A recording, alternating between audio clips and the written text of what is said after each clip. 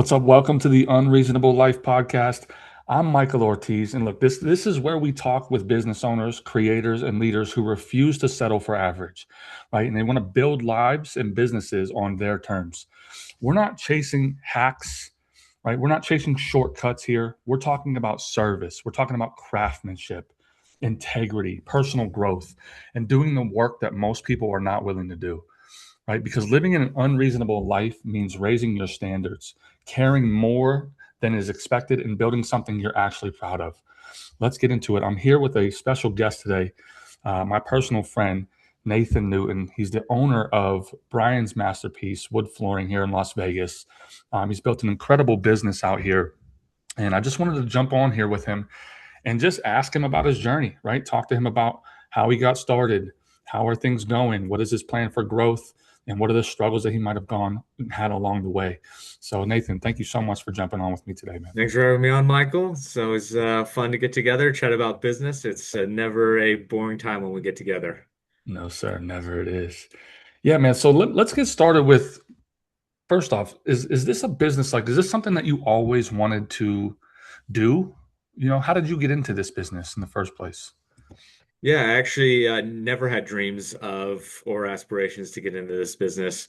My first career, always wanted to be a pastry chef. Grew up watching Emeril Lagasse, Wolfgang Puck. Even got to meet Wolfgang Puck when I was 15, working in one of his restaurants. I have one of his jackets, has his initials on it. So I was like, oh, I'm going to be the next big pastry chef. I'm going to be on the Food Network, all of Yeah. that. And so love doing desserts, love being in the kitchen. It was great. And so got my first kitchen job at 15 and a half and was loving it and everything else. And then as I just even into my early adulthood, 18, 19, I started to realize that the schedules are very difficult and the pay is not great. And I started a family very young. And so at 19, I'm married and have a daughter. And when you're not home for Thanksgiving or Christmas, that's a tough day. And so that makes you rethink what it is that you actually want to do. And so the business, I would love to say, hey, I started this business from the ground up, but I was fortunate that my father started the business and built it into something that he was proud of and was great. And so I always loved being creative. And so won the challenge of solving problems and being creative and doing something that at the end you can go, hey man, I made something that's really cool. And so I didn't have to give up cooking because I can always cook at home and make desserts and taught all my daughters how to bake and everything. And Yes, and I so can be a testament that his desserts are delicious. Adam. And so, yeah, I said, all right, Dad, I'd like to come work for you and see what this could look like. And hopefully, maybe it turns into running the business one day. And so I started working for my dad when I was 19, and he didn't let me skip any steps. I had started about sweeping floors and demoing tile and delivering flooring and all the hard stuff that nobody wants to do. So I've done that, and then getting into doing the installs and the sand stain and finish and the custom stuff that we do. So I spent 10 years doing that and, learning to be a craftsman, learning to be an expert in the trade. And so that was cool. And then as I started to get to that expert status within the company and having those skills, I started to get more involved on the business side of things. And that's where the stereotypes of being in a family business became very, very true. And so I wanted to do some certain things with the business and grow and that kind of thing. And my dad wanted nothing to do with it. He liked having 10 employees, doing a certain amount of revenue a year, and he was content with that. And so wanting to achieve more and live the lifestyle that my parents had and that I grew up with as a kid, I was like, well, Dad, if this is going to work, the company has to grow if I'm going to make the kind of money you make, or the possibility of us both making more money. All right. And he just didn't have an interest in it, which is his business. He gets to run it however he wants. We were butting heads constantly on things. And so I would do things, around him, underneath him, without his knowledge, and then try to show him, look, I did this and it worked. And it would just turn into a fight because it was not respecting his authority and his business and the way he built it, wanted to run it. So I actually left the business and moved to Texas.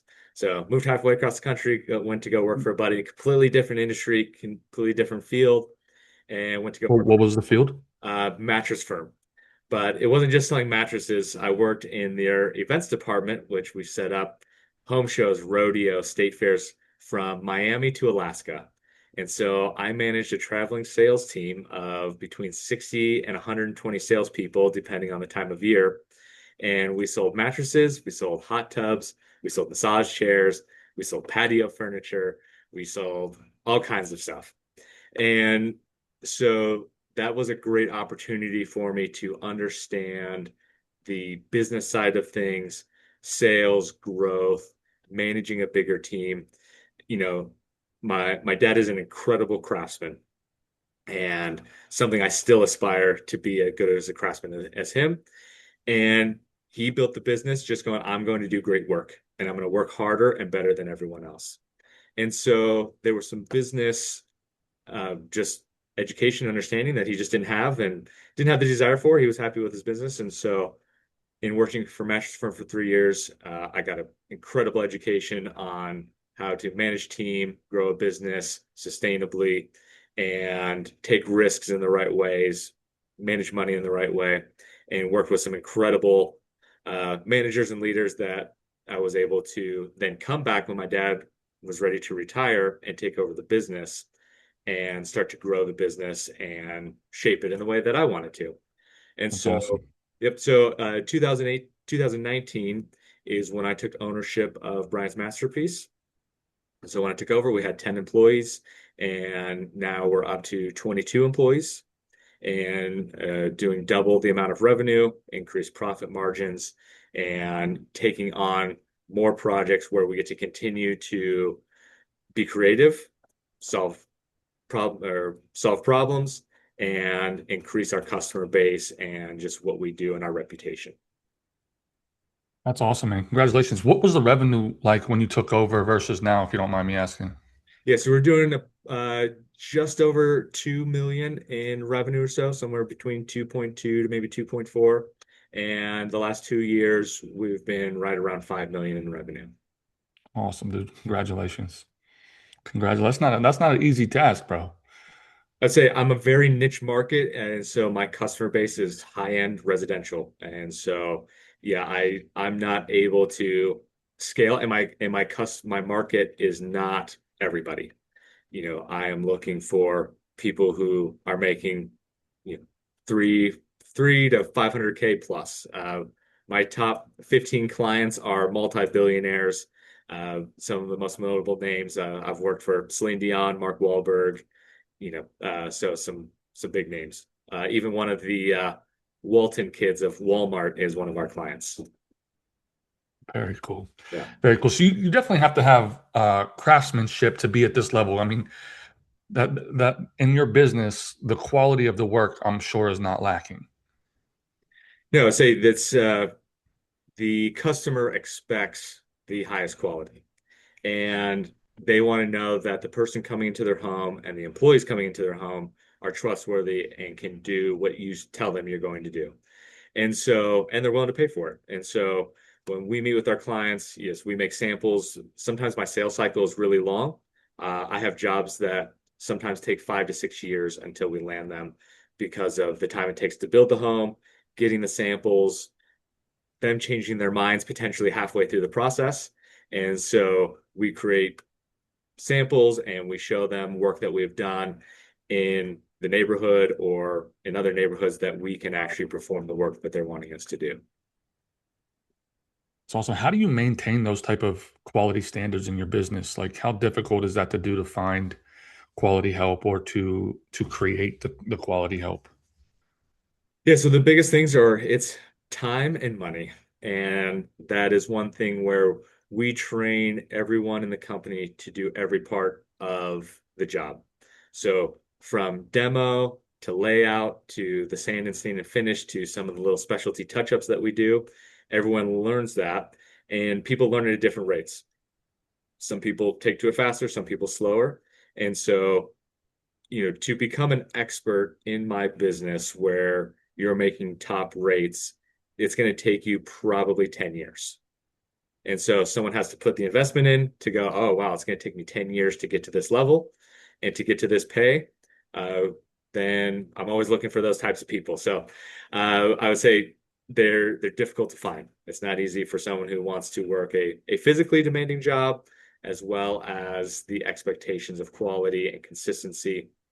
And so we have a game plan that we've built out. We've broke it down into 5 stages. And so stage one is a guy who has to learn how to read a tape measure and buying his first set of tools.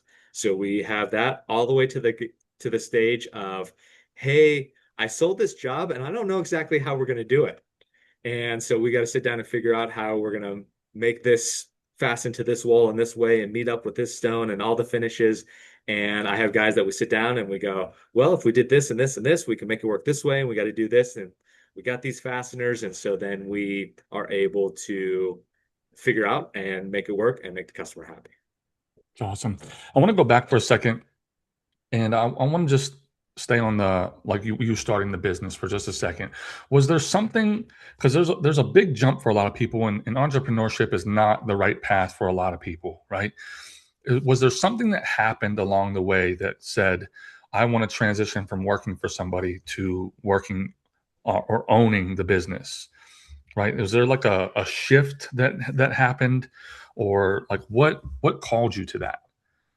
Yeah, so I've always been somewhat of a risky guy. So I'm more open to taking risks now, not foolish risks and just going, yeah, let's just do this on a whim, thinking about it, going, okay, yes, there is risk here, but there's also reward. And it really started with actually taking the risk and leaving working for my dad because it was comfortable. I knew my schedule, I knew what kind of money I could make, and I knew my skill set and what I was good at. And so I could have just stayed there and gone, great. When I decided to move to Texas, I moved there having never been there before, and I knew 2 people. And so I had to build a life and I had to build something for my family. And so after taking that risk, going, hey, even if this fails, I know I can go get a job doing something and I can provide for my family. It's not the end of the world if things fail. I'm not a failure if things fail, right? This may not just be the right opportunity. It may not be the right job for me. Because I did take the job somewhat not understanding what I was getting myself into either. Right, right. And so, and I was blessed to be around people such as yourself and a couple other friends where, hey, we're taking some calculated risk and we're trying to build something. And as I started to take some more risks, even within working for Mattress Firm, I risked my career on some decisions and some opportunities. And as I took more risk, it gets easier and easier. It's really that first one that you have to get over. And it's because it's really hard to leave something that oh, I'm making some money, I'm paying my bills, uh, and you can just live there forever and you never achieve anything you want to. It's once you take that first risk, you go, oh, this isn't the end of the world. It's going to be okay. Then you'll take another one and attend another one. And as you start to take more risks, they become less risky because you learn and you understand, hey, there's always some risk here. This thing may not work, but it's not going to ruin me. Great example is there's one part of my business that's super, super niche with high voltage electricity. It's dangerous. It's something I just find super fun and interesting. So I tried to add that into a business segment of my business. So I probably spent $10,000 building some prototypes and doing some marketing and everything like that. Well, in doing it, I set money aside for these things where I go, okay, I can afford to lose this $10,000. And if nothing happens, guess what? I'm not a failure. I still have my successful business that's going great. And so I can take this risk. Hey, it didn't work out the way that I wanted. And I learned something from it. Maybe I didn't market things right. I'm not getting it in front of customers the right way. And so, how can I even take those lessons and improve the part of my business that's very successful? Right. What I'm hearing right now is that mindset is a big part of your success. It sounds like you're having a lot of mindset, I would say, conflicts or conversations with yourself, especially when it comes to fear around risk, and you're able to overcome that. How do you overcome that, or how did you overcome that first risk? Because the fear of failure holds a lot of people back from ever starting in the first place. And it doesn't seem like that is something that has held you back at all. So did you learn something Yeah. around this? So I don't advocate for people to take these monstrous risks, right? Go all in on everything all the time. Uh, a lot of times we don't have when a lot of times you don't have the knowledge, the wisdom, or the thing to fall back on if things don't go the way you want. Risks start small. I talked to my wife about this. I talked to my kids about this. And it's if you want to learn to do something uncomfortable and take the risk, start somewhere small. So this is a great story that you and I still laugh about today. When you and I were first just like, oh, we're going to get into sales and we're going to be killer salesmen and killer business people, and we knew nothing. We had each read the same book and we were just excited to try to make something of our life. And for So people listening, that book is called Sell or Be Sold by Grant Cardone. that's the one. That's what got us started. And so as we read that book and we just had this excitement, we said, hey, we need to get good at this. But I don't want to fail in front of 1,000 customers, and there's potential lost sales and opportunities learning to get through this. So we would get together. We lived across the street from each other. So it's like, oh, hey, come over. I want to practice my customer service pitches or my sales pitch. And you give me objections and you just frustrate me until I can't take anymore. And I'm going to punch you in the face. And so we would just, okay, here's a pitch, and we would go through it and we would give each other objections and, oh, this sounds good, that's not, that sounds terrible. And our wives would sit on the couch and just giggle and laugh at how silly we were because we would say outrageous things just to see how it sounded and go, how would this say if I said to a customer like, hey, you're stupid for not buying this product from me right now? And can we get away with saying something like that? But we didn't let our wives giggling at us stop us, and we got to practice and say these things out loud and go, no, that actually sounds stupid. Never say that again. And dude, that's really good. That sounded expert level. You know what you're talking about. It was convincing. The conviction is there. The knowledge is there. And so if you came to me and said, oh, I would go, yeah, this guy definitely knows what he's talking about. And so we started small. And then it's okay, you go pitch it to somebody else who maybe doesn't know you, and then you work up to, okay, now I'm going to do this for real in front of people, where it really counts. And so you've had that practice, you've worked through that, and so now the risk isn't as big because you've practiced and now you're ready for it. Yeah, I forget that I sometimes until you bring it up, I always forget that we did that for a while. Those are fun times. I will say that the Sell or Be Sold book is a great book to get started on, like, overcoming any fear of sales or having sales conversations, because that's a big problem. A lot of people don't like salespeople. They don't want to feel like they're selling somebody. So that book is fire for just getting over that fear of having a sales conversation. I will say, however, I think there's much better sales techniques that I've learned along the way, and refining that. But I still recommend that book just for the mindset shift that happened, right? For Right. the things that are in that book that are telling me to, the first sale that you need to make is to be fully sold on what you do and what you sell, right? Otherwise, you're a con artist, right? So the first sale that you need to make is actually you, on how good your product is, right? That's one of the biggest things that stands out that I remember from that book. Um, That that one and really helped the me. 10x rule. What's that? 10x rule is just things take a lot more effort than you think they're going to. So much And more. and when you think you've put in enough effort, you haven't. And it's like you got to keep going. I'll say another short example is I don't consider myself an exceptional, or I would say I'm mediocre at best at public speaking, and I'm mediocre if I'm well versed in a topic that I'm talking on. Right.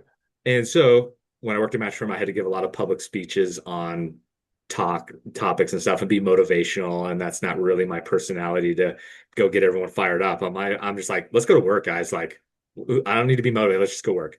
And so I would write speeches and I would walk around the house, or I would sit my kids down and I would say the speech to them, and I would try to get myself all fired up and everything. And I would practice with my kids and my family. And they would go, Dad, you're ridiculous. This is silly. But I'm like, but how did it sound? And so again, so then when I went and did it for real, I've rehearsed it, I've done it, the fear of screwing up isn't there because I have some doozies of some failures that I can also share. Yeah, tell me one. Mattress firm, one of my first big speeches I had to give. 120 salespeople, right? My boss is there, and my boss's boss is there, and this is my first time. I get up 5 seconds into the speech, I freeze. I have forgotten what I'm going to say, what I'm going to talk about, frozen. And so now I'm saying, Yeah. and I'm talking, it, it, it felt like 2 or 3 minutes. It was probably, I would say 30 seconds that I'm standing there trying to just gather something, frozen. So I limp through the speech, get to the end of it. Man, that was bad. 2 days later, freeze up again. Smaller group, same group of people, just a smaller group of them, freeze up again. And it was just like, man, and I remember hearing myself say out loud, not again.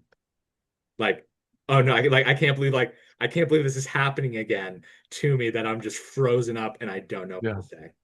Um, and guess what? I'm here today. I'm doing better than I've ever done in my life. Like it's like again, I failed miserably in those situations, but again, it's not the end of the world. I just Micro failures. I just went home and practiced more. Yeah, I think a lot of people would give up after that. Um, yeah, so what I heard earlier when you're talking about getting over fears is you never took a risk that would wipe you out, right? There was always like, if this completely bombs, we're okay. If this next thing completely fails, we're okay, right? Was there ever a risk that you took that if this failed, you'd be screwed? Well, so it's actually I take those risks now because I've gotten to a place, yes, when I was learning to take risks and how to manage it and everything else, yes, I don't want to tank my family and everything else end up on the streets. Now I actually do take those risks because if that does happen, I know how to rebuild it. I've been through it Mm, enough. So it's like I can take bigger risks today because, again, I have more knowledge, I have more wisdom. And if something does go sideways that I didn't count for, oh, I know how to rebuild this. I love that. Yeah. I love that because I think this definitely applies to, again, my audience is massage therapists and service providers mostly, and you're a service-based business. That's why I wanted to have you on here. But a lot of therapists, I think, when they're starting on their own, I've seen a lot of people go from never being in business, not having any sales knowledge, not having any, business skills at all, and barely even being good at their craft, want to jump headfirst into their own business and renting a space and starting that up. And I've seen it fail over and over and over again when that happens. They don't have any backup plan and they end up ruining their financial situation. Um, and I think what you're saying here is maybe like the advice that came out of this, I think, would be work for somebody for a while, build those skills like you did. Like you took time to build sales skills, you took time to get good at your craft, you took time before you went out in your own business. And then all those things that you learned along the way allowed you to skyrocket your success once you finally did do that. Yes. So I want to say, I think it's habit number 5 from 7 Habits of Highly Effective People. It's sharpen the saw. And in the analogy, they talk about, hey, if you're in a forest and you have to cut down trees and you have 6 hours to cut down a tree, the guy says, I would spend 5 hours sharpening the saw. Mhm. And so, which seems like a waste of time because you want to cut down as many trees as possible. When we step back and think about it, it's like, are you willing to give up 3 years of your life so that you can catapult 10 years forward? And most people, it's hard to think about it in those terms. But yes, go work for somebody, become an expert in your craft, get involved in the business somehow, ask questions, understand how those things are run and those, what you need to do at because some people can be incredible in their craft, but just the admin and stuff of just running a business is crazy. I'm blessed that I don't have to do those things. It's not my skill set. I'm terrible at it and I don't want to do it. If I had to do those things, my business would go under because I wouldn't do them. And so it's like, hey, but when you're small, you do have to do those things. And so you get involved and you manage through until you can get big enough where it's like, okay, now the company is big enough where I get to spend most of my time doing the things that I am best at. And Mm. so, yes, do those things, put that time in. The other thing that I always tell people, I have told my kids this for years, and I even tell people who come work for me, never underestimate working for free and the value of that. Because not all commissions come in the form of getting paid. And so, you know what? If you're able to, you go work your job 8 or 10 hours, or you put in your 8 hours, and you want to go home. You've put in a full day's work. You're tired. You want to go home and do the things that you want to do. Go talk to your boss and say, "Hey, can I come in an hour early or stay an hour late? I would love to just understand what it is that you do for your job or how you manage these things, how you make these decisions." Because a lot of employees, they look at the decisions a company makes and they go, "Well, if I was running things, I would never do it that way." And then, right, you've seen lots of people go on their own and fail. It's like, well, maybe they're making decisions that way for a reason. And yes, maybe it's tougher on the employee or that kind of thing, but it produces success for the business. And so it's like it needs to be done that way. It just doesn't make sense as an employee why they're doing things that way. Or you learn, wow, that is a really bad decision. Okay, I know not to do that because that's actually not making the company money. And so if I shift these things, but then you're learning it on someone else's dime, or you're spending an hour or two uh, doing it for yourself. And I actually did that for my dad for years. For 5 years, I worked 10 hours a week for free for my dad, learning how to do certain parts of the business. So I would come in and I would just literally sit there and watch him do certain things. Or, okay, I wanted to learn how to do this particular custom part of the business. So I would come in early or I would come in late and I would just play with stuff. And so my dad's like, here's all the supplies, go at it. And so then I would just mess with stuff until I go, okay, I have a better handle on this than anybody else in the company. And so now I can go out and do this confidently on my own. And that's one thing I think a lot of people aren't willing to, oh, I put in my 8 hours. Okay, well, I should, therefore I should be getting promoted. I should be getting, I'm good enough to run my own business, and it doesn't work that way. If you, if I love, first off, I love that advice. I'm big on, especially when you're starting out, like doing things for free, getting your name out there and things like Yeah. that. That's another approach to. I think I did a similar thing when I started working at Massage Envy. Is I'm like, I don't want to be sitting here in the break room. Like I want to move up. So when I'm not having, I don't, maybe I had 2 hours where I didn't have a massage. I would go ask the manager or the lead, like, is there something I can do? You guys need bottles refilled? Like, do you want me to stock something? Like, I don't want to just sit here in the back and do nothing. And pretty quickly, I was a lead therapist making more money, Yeah. moving up and that, getting more management responsibilities, things like that. But if you did have to start over from nothing, would doing things for free be part of your marketing strategy? Like, because in my industry specifically, it seems like there's a big uh, mindset of never do anything for free, never discount, know your worth mindset. I think it's detrimental to their success. But I'm curious to hear what you think. Should people do things for free or should they only charge full price and never discount, never do anything for free? Know your worth. Like you're worth more than that. What are your Yeah. thoughts as a Yeah. owner of a multi-million-dollar business?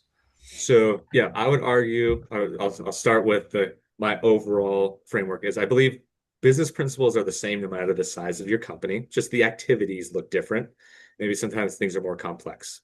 So starting out, I would operate my business the same way I do now. I I do stuff for free today. There's things that I do where it's like, hey, I do jobs at a loss intentionally, uh, because it's like, hey, this person is connected to some other people that may be potential clients, or hey, this person is potentially going to be building a new house that I want to be a part of. And so, yeah, hey, me throwing this little service in, or yeah, hey, I'll do that for free, or hey, I did this actually at a loss, uh, could potentially get me much bigger jobs in the future. One specific example that I've always remembered is I did this little repair for a lady.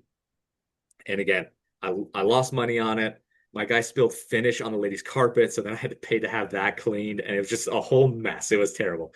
And the employee was like, "Why are we even doing jobs like this? This doesn't even make sense." And so I said, "Hey, you never know what may come of this." And I didn't. And I think it was nearly 8 or 10 years later, something came of that job where she always remembered us and that we took care of things. Hey, we got her carpet fixed and cleaned. We took care of everything, and it turned into a much bigger job. And I was like, yeah, it took Yeah. 8 years for that to Do you happen. remember how much?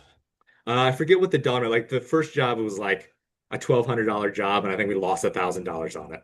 And then the Hmm. other job though was much bigger. It definitely made up the losses from before, and was like great. And now I have a customer that's still happy with us and refers, people to us. And so it's one of those things that if I was starting out, especially because you don't have money to work with, you don't have capital, you don't have the business to just go, yeah, I don't want to work with that person, or I don't want to take that job there, or I don't want to work for that cheap.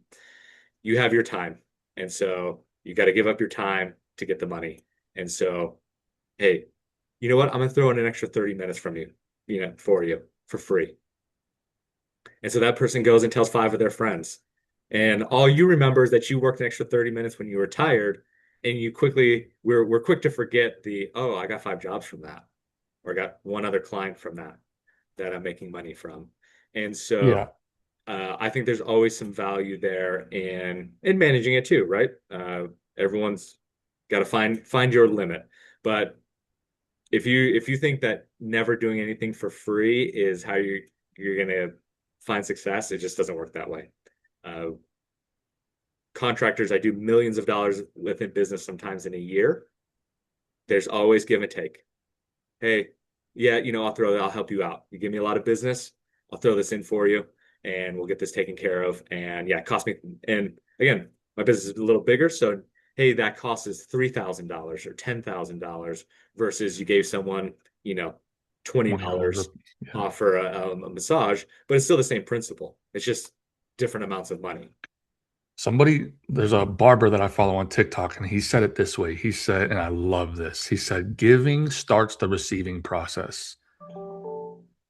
Giving starts the receiving process. And I just love that. Like Yep. upfront value Yeah, opens you up to receive more. I've had jobs where hey man, yeah, let me help you out with this. And then, oh, dude, I got this other job, and because you hooked me up with this, got took care of me here, I want to get you on this next one. And again, it's not everyone, and I'll admit there's probably way more people that I've helped out and didn't get anything back than I've gotten those people who did. But it's like, hey, there's always that opportunity that opportunity that you may get, and usually over time, the ones that I am getting back that I'm getting, that extra job or that kind of thing is way outpacing all the 20 times I gave something for free and never got anything back from it. Right. I think it normally is going to work like that. Yeah. Um, yeah, man, I love that. And I think like this again, this mindset runs rampant in my industry. Maybe it does yours as well. From what I'm hearing, your employee has a similar, or the employee at the time was like, this isn't even worth our time. Like, what are we doing? Because they don't have long-term thinking. Like they're only thinking about what we get right now. Like, Yeah, so in my industry, I almost think it's a little bit of the opposite. They one will sell out of their own pocket. And here's I'll because mine is a high dollar ticket, right? It's like, I'm selling jobs from anywhere from, I'll do a little repair for $100, but I have contracts that are, eight and $900,000. And so, you know, the people are in a sense scared to sell out of their own pocket. And so and by that I mean they think it's too like, oh, I can't afford this, so I'm scared to give them this price. So they have that. They they haven't thought through that give and take as well, where it's, you know, hey, this person, they want a discount over here. They want a discount, they want a discount, they want a discount. Okay. Well, it's like, well, they're asking for a discount in this area. Sure. Yeah, I'll discount that for you. Well, I'm able to offset that cost on this thing over here that they're, oh, hey, that's the price. Great. I'll pay whatever you want me on that, but I want a discount on this. And you're like, well, great, here's your discount. And I just shifted the dollars over to this other category and, you know, there's your difference. And so now the customer feels like, oh, you're willing to work with them. You're not overly rigid. And guess people ask me for discounts all the time, right? I send you a proposal for $150,000. You go, hey man, you got any wiggle room in here? And my typical response is, hey, I give everyone the best price I can up front. I don't build in the ability to discount my prices. And so here's what I'm offering as a service, and here's why I think you should go with me. 98% of the time, when they're asking for a discount, I know they want the job. So I don't need a discount. And so I reassure them why I'm better, why they should go with me, and the price is justified. And I tell them, hey, here's what I pay my guys before I make any profit. So this is why my prices are. I explain to them so they have an understanding. They go, okay, I understand why you're higher. And now is it, do I want to spend that money or do I want to find someone cheaper? And so then if they're still like, nah, it's just too expensive. So now I haven't shot myself in the foot of already just starting to discount because as soon as they know you'll give up $1, they know you'll give up a lot more. And so now, if as I understand from the client where the pain point is it the price? Is it the product? Am I the right person for this job? I have more information to work from and go read Never Split the Difference and it'll teach you how to work through these negotiations. Is now it's like, hey, if I need a discount, I can I can set those boundaries better. It's like, oh, you know what? Hey, I went back. I was able to get some money off from my supplier on this. I was able to get you a little discount. And so then they're like, oh, great. Okay, let's sign up and do it. But I've discounted in a way where I know they're not going to be coming asking for more discounts in the future. And now I've got the job and I have the opportunity to show them how great we are. And in the future, they're not asking for discounts because they go, you know what? You are worth paying more money for. I understand it now. So they don't even ask them going forward. Right. Do you find that like even working with wealthier people that they still like want a good deal? Of course, everyone wants a good deal. I get asked for discounts all the time. And again, and Even from the rich. from people who are worth hundreds of millions of dollars, hey man, I need you to come down on the price. And again, and a lot of times it's like, hey man, I don't need to come down on the price. I know you can afford it. And in dealing with wealthy people, I have an advantage that I grew up with it, watching my father sell people and stuff, that I understand how to talk to them in a certain way. But everyone likes being sold and talked to a certain way, even very rich people. And so I understand how to talk to them in a certain way, but also knowing it's like, hey, you're up here, I'm down here, but hey man, I'm letting you know that you're just trying to get a deal because you're that guy, but you got the money and you're going to pay for this, and so let's do it. Um, but also without thinking that I'm above them. And so, and again, it takes lots of practice Yeah. of having those conversations and dealing with them in those ways that you're not disrespecting them, but you're challenging the way that they're coming at you, and they go, "Yeah, okay, let's just do it. I want to get this done and move on with my life." Hmm.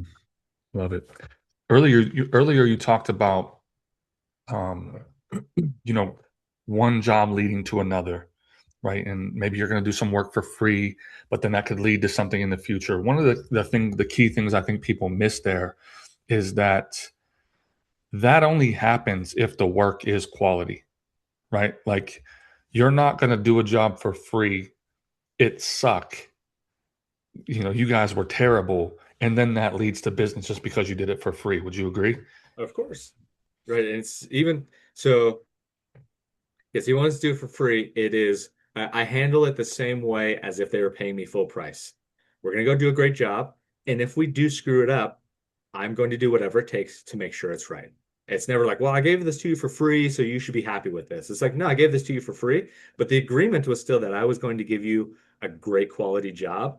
And so I don't get to go back and now change the rules or have different expectations of the agreement because now this thing I'm doing for free is now costing me double because it didn't get done right the first time.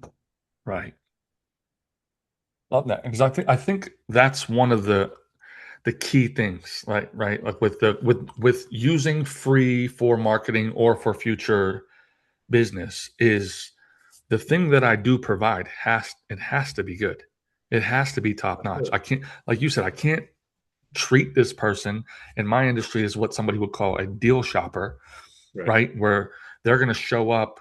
I'm going to be mad that they're there, that I'm doing this work at a discount or for free, treat them poorly, and then think that they owe me something, or be mad that they didn't rebook or send me somebody like I did, like you showed up, I didn't give you my best work, and then I'm gonna expect that something comes back to me in return. I want to ask you a question. So, Yeah, because you're in an industry that has lots of tips and that kind of thing, yeah.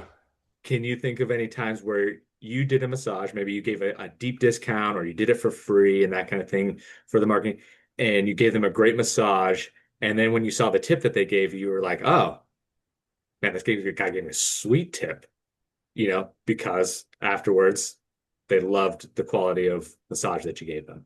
Yeah, I mean, most of the time. There you go. Like you, It doesn't happen every time, not every it time. There's doesn't happen every sometimes time. I did a free massage for somebody for video content. And I would say normally when I do that, they give me something 20, 40, somebody's giving me 50, 100, you know. And then I've had people that give me nothing. Yeah, I don't care. right. But you did a great job, and so you did such a great job. They're like, you know what? I do need to give this guy. I need to pay for this, or I need to give a little something for this because it was good. And a lot of times for me, it leads to another booking, Right. right? So yes, I did the work for free. I got a little bit of video content out of it, and a lot of times it leads to another booking or a package being sold, or at a minimum a review. I might ask them for a post on Facebook. Can you check in on Facebook and recommend me? Right. Things like that. There sometimes I put those stipulations up front, like, hey, I'll give you one for free if you post on Right. Facebook for me or something like that. But typically I don't, because I know, again, giving starts the receiving process. They usually do something. Yes. And if I'm taking a zero for this hour, I'm very happy with $20. Right. Like I was gonna not have anything right now, Yeah. you know?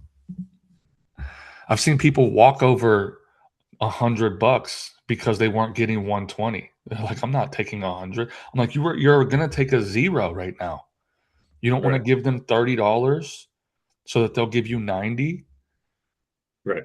My pricing strategy is always it literally job to job.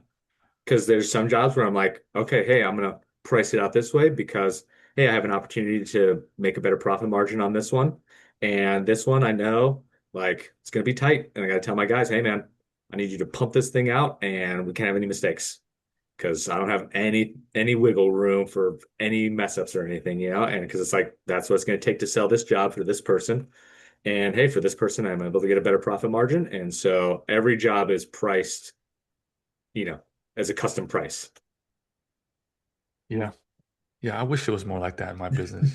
Right. I But do. again, it's understanding it's like, hey, if you got, more people than you can handle paying $120 an hour, yeah, Yeah. yeah, you And can the price skip the guy goes who's up. willing to pay 100. But unless you're filling if that slot isn't getting filled, unless you take that $100, it's like, all right, well, I guess I take the $100. 100%. So, it sounds like whenever you're like, you guys do high quality wood floors. Like, I've seen your work, it's incredible. Um, but it still sounds like, even with these high quality workers, the high quality of work you do, that there still is complications. There still is mess ups that need to happen. How do you handle those situations when they arise? Yep. So, step one, I always answer my phone or always respond back as quickly as I possibly can if there's ever an issue. One lets me know that, the customer know that, hey, I care about what's happening, that I am feeling the urgency of this so that like, oh, this needs to be resolved and I want to get it resolved as quickly as possible for you. And then it comes down to, what are the solutions? So in mine, it's there's so many possible variations of what could go wrong and what the solution is, but it's okay, what is the solution? How long will it take? How quickly can we make it happen for the customer? And then so I get with my people on the job, hey, what's the issue? Okay, what's the solution? Do I need to come look at it? Or is it something we can solve over the phone? And then getting back to the homeowner or the contractor, whoever, as quickly as I can, saying, yep, I understand the problem. Here's what we're going to do to solve it. Here's what's going to take. Here's the time frame. Here's the delay. Here's what it's going to take, whatever it is. And here's what we're working on to make that happen. And sometimes we got to order more material, let's say, and it's going to take 2 or 3 weeks to get more material. It's like, hey, I got to have that conversation with them, let them know. We have to order in more material. It's going to take this long. And I'm going to update you every week to let you know we're on track or if it's still going to be here on time and when we're going to be back to get this fixed for you. Mm. And sometimes in the meantime, that means, you know what? We're going to put all the furniture back in your house so that you can live and do your thing. And then when we come back, we'll move all the furniture again, do what we need to do to finish up, and then we'll remove it back. I would say it's one of those things is if you are trying to, in a sense, always find the cheapest way to solve the problem, a lot of times it's going to cost you more money Yeah. because the homeowner's still not happy. They're not happy with how you're handling things. You're trying to save, you know, $5 here or there when it's like, hey, if I would have just spent $100 to just fix this problem, I wouldn't have had all these other issues come along because we tried to work around the furniture. Now we've damaged a piece of furniture. Oh, we dinged their wall. It's like, oh, if we would have just done it the way we should have the first time, we actually save more money. Customer is happier, and even at the end of the job, like, yeah, you know what, you guys, thanks for the way you took care of everything. Thanks for the way you took care of my home. And so that's typically, I was just like, okay, if we were coming into this situation as a paid job, how would we go? Here's the right way to handle it. That's how we try to approach every problem that comes up. So then it's just fixed and it's fixed right. And we're not going back for other issues. Yeah, I think one of the things that has stood out to me over the years as far as customer service goes, one of the things I observed is like when you make a big deal about something, they make it a smaller deal. Yeah. When you make it a small deal, they make it a bigger deal. Right. So if you're not acting like this is like, what's the big deal? It's just like staying on your carpet. Like, who cares? Like, we can get, Yeah. like, they're going to be like, are you kidding me? Like, Yeah. it's staying on my carpet. Like, they're going to make it a lot of a much bigger deal versus if you're like, this is unacceptable. Like, we'll come over, we'll fix this. Like, and you're over the top. Yeah. Uh, they're like, calm down. It's not a big deal. Like, Yeah. thank you so much. Like, it's very interesting psychology. Well, here's the Um, thing. It comes from you always take responsibility. mhm. So I had one just yesterday that I had to deal with where some guys didn't get a couple boards fastened down right, so we had to go fix it. And I was like, "Hey man, I'm so sorry. I apologize. I'm embarrassed because you deserve a better job than this, and we didn't give that to you." And it's like you say those words to somebody, they're like, "Hey, hey, it's not that big of a deal, whatever." I'm like, "I'm gonna No, take the, care the of it for whole you." thing's not messed up. It's just this one little part. But they're just like, you know what? No, no rush. Come fix it whenever you're available. I'm like, I'm gonna have somebody there tomorrow morning. And that's what I tell them. There'll be someone there tomorrow morning to fix that. Oh, well, thanks, man. So now I've made it more important to him, or I've made it more important to me than it is to him, where it's like, oh yeah, hey, it's not that big of a deal. We're not that big a rush to get it fixed or whatever. It's like, it's gonna get fixed tomorrow. And I'm embarrassed. I apologize. I let you down. And I can't tell you how most customers, 99% of them after that are going to melt and they'll just be like, hey, I thanks for making this important. Thanks for getting it taken care of. Absolutely. Yeah, so I think the key here is like it's not quality doesn't mean that we're never going to get things wrong. Like when it comes to quality, it's a lot about how you're going to make it right. Yeah. Would you agree? Yeah, I'd say, listen, our goal is to To get the get it job right. right the first time, right? And I tell all of my guys, you can do a job 99% perfect. What would get judged on is that 1% you got wrong because that's what you screwed up. Or maybe it's not even screwed up or did anything wrong. Sometimes it's like, oh, you forgot to just take care of this little detail part as we were at the end of the job and you left and now the homeowner saw it. It's like, yeah, right. It's like everybody knows it's insignificant. The homeowner's even saying, hey, this is no big deal. Come in a month from now. I don't even care, but I just want it taken care of. And I'm like, right, you did the job 99% perfect. They still have forgotten about all of that because there's one little thing that we got to take care of. So our goal is always perfection. But if we fall short of that, hey, we make it urgent so that the customer knows that we care. And here's what we're going to do to solve it, and we get it taken care of. And again, I think anybody who's ever had a bad experience, even at a restaurant, you go, hey, man, my food is all messed up. It's like, oh, I'm so sorry. We're going to get another plate for you. You're like, oh, okay, great. I'm going to get another plate of brand new food. Right. Fine with that. Right. And you're not leaving the restaurant going, well, that place is terrible. I'm never eating there again. You're just like, oh, I'm glad they made it right. Yeah, 100%. And the quality is in the details, though, Yeah, absolutely. right? Like it is the details that equal quality. Like, again, most people can get 90% of it right. It is the small little details that really create the biggest gap. Yes. And it's getting the details, those details that are most important to your client. Mm. Now, with massage, right? Every body type is different and everything else. And yeah, does this feel good? Yeah. Oh yeah, this feels great, and they lying to you. Maybe they're telling you the truth or whatever, but it's understanding, it's finding those points where the person is like, oh no, you are actually really good because you could tell by certain motions, body language, whatever. And so, yes, I have to go, okay, when I look at this house, what type of person is living here? Is this a person who's just super detail oriented? It's like, hey, these details are the most important to get right because these ones they care about the most. And if we get these right, hey, maybe they're going to be a little lenient on us on this, underneath the staircase where the lighting wasn't good and we missed something. So if you can understand that and understand your client really well, then it's you take care of the details that are most important to them. They love you even more. Ah, it's so true, and it's true for my business as well. Yeah. So that's a great. You tied that in beautifully Yeah. because for sure I can be really detailed on their knee, but they don't care about their knee. Right. They're here for neck pain, you know. And Right. same thing in my work. The details matter, right? And I think this is where a lot of massage therapists get it messed up. Is they're like, yeah, I worked on the neck and shoulders. I'm like, yeah, but you weren't detailed. You didn't get in there and hit the spot in their neck. You massaged their neck, but not the spot Right. in their neck. You weren't detailed, and that's where the quality, again, the biggest gap in my business is what I've seen is Right. can you be detailed, or are you just more broad? And understanding And like, hey, this muscle in your hamstrings is what's actually causing your lower back pain. I'm gonna work on your lower back, but I'm actually gonna work on your hamstrings for a little bit. And so that your lower back is actually going to feel better than if I only just focus on your lower back because I understand that connection. And so, yes, you've hit the details that are important for that client because, hey, my lower back hurts. I want relief there. But I'm actually going to take care of some details that you didn't realize were part of it.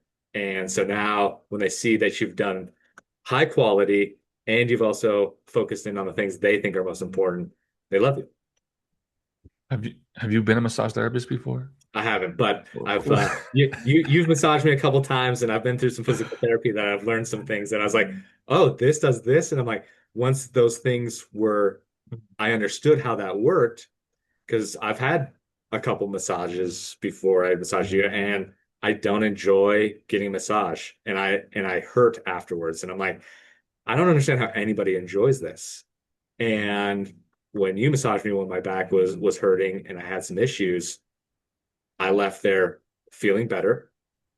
You didn't torture me and you understood like, oh, hey, here are your actual issues. Let's not push the body past these things, right? It's like, I'm not a flexible person. Let's not try to make you flexible. It's just with baby steps, right? You got to walk before Yeah. you run. And so let's just start the process of healing. And so it's like, oh, I left there. I'm like, oh, I do feel better. This is great. And it's one of those things that it wasn't like, oh, I felt better for 20 minutes. It was like, oh no, I'm actually healing now. And I could feel that things are going to progressively get better from this moment. It's not just a temporary thing. Yeah, I'm definitely clipping that for my own marketing purposes. Great. Thank you, brother. I don't want to keep you too long. I'm sure you're very busy. I want to ask you just one more question because generosity, you're one of the most generous people that I know. And generosity and hospitality, I really love talking about in business. And when I say hospitality, I mean like beyond good service. I mean, what that means to me, especially in the book, The Unreasonable Hospitality, it's like one of my favorite business books. He talks about creating these one size fits one moments for people whenever possible, right? Has there ever been a moment where you've done that in business or been generous in business that it's really benefited you long term? Or is there any type of story about how you went above and beyond for somebody when it wasn't expected? It's tough because there's some people you got to set boundaries with, and 'cause I think the danger of that is you start to get taken advantage of in some ways. I can't think of any examples off the top of my head where it's like, oh, I went above and beyond and this was the result of it. I know there's customers where, and I would say this would generally apply to maybe some of my older customers who maybe are in their 70s or 80s, and you've been working in their house, and so they're like, "Hey, I have this piece of furniture that I just need moved." So it's like, "Hey, can we move this piece of furniture?" Sure. Let's grab a couple guys. Let's move this over for them. Clean this up over here. Sweep it, vacuum it, whatever, wipe it down, and they're good to go. I would say one example that I would say comes to mind that a customer actually reached out to me. It wasn't, I would say, not me personally, but one of my guys after the job was done. He was cleaning up and he just noticed that there was some dust on the front door, you know. So he took the time not to just wipe the dust. He said, like, he wiped down the entire door, the entirety of the door, not just a little bit of dust that was from us. And the Ring camera had caught it. And so the customer actually took the time to call me and actually sent me the footage of like, hey, we really thank you. Like the job was done and the guy didn't need to clean the outside of the door for us. And so it was one of those things that's like, you know, you know you've done a great job if someone takes time out of the day to either call you, contact you about it, tell you about someone else. Uh, I would say my generosity uh, is more focused on either the people that work for me or things in church. I would say I try to be a pretty shrewd businessman. Like it's like, hey, I'm here to make money so that I could be generous with that money. And so, with guys, any of them can come to me for when and several of them have when there's financial hardships and stuff. And so, hey, here's a 0% loan, and you're just going to pay me back, this small amount over the next 6 months, so then you can get out of that credit card debt. Hey, you needed that car repair. There's some times where it's like, hey, man, you've been a good employee. I'm actually going to pay that for you. Yeah. You're helping make the business great. Customers like you. You got this, trouble, whatever. I know you got a family. Let me just take care of this for you. Church is where, really my passion is for generosity and that kind of thing. And so those who are preaching the gospel, those who are part of the Christian faith, I want to see them doing well. And so whether that's helping pay bills, hey, I want to help support that ministry. I'm looking to be a part of that. And I would say generosity comes from wanting to be a generous person. So, hey, if you're starting out in business and you don't have a lot of money, that's not usually you have time. So when I was poor and broke and, you know, had a family and we were just, hey, at the end of the week, there were weeks that we literally had $5 of spending money at the end of the week after groceries, Mm. bills, and everything else. So I'm like, I don't have free money to spend. And so, but we had time. So, hey, can we go help somebody move? Can we go volunteer somewhere? Can we build just that mentality of generosity? And if you build those habits when you have nothing, as you gain more and more, it becomes easier and easier. And you find those ways that you can actually make real impact on people. Mm, And because when you give, you don't want to give just to, yes, it's nice to give and oh, it gives me a nice warm feeling. Most people want to give knowing that it's actually making a real difference in somebody's life. And so when you start to build that, you will find the opportunities and you're more open to the opportunities of going, oh, I'm willing to give more money in a situation because I know it's going to make a real impact on this person's life. love it, man. I love it. Listen, man, thank you so much for jumping on with me today. Yeah. Thank you for sharing your wisdom and your knowledge over the years. Really appreciate your time, brother. Awesome, man. Thanks for the invite and it was a good time. Is there any last words, anything, any words of wisdom or summarize a philosophy on work, service, life that you would want to leave people with? Yeah, I'll just go back to what the Bible says that we should do our work as pleasing unto God, because He is the one who determines if our work is good or not the client. And so, if I am doing my work trying to please God and the ultimate standard, you're always going to do a better job. Go, I could do a little better. I could do a little more. I could be a little better to this person. And so that mentality will always allow you to succeed over others. I love it, brother. Love it, love it, love it. Thank you so much for joining, guys. Thank you so much for tuning in to the Unreasonable Life podcast. Have a wonderful week.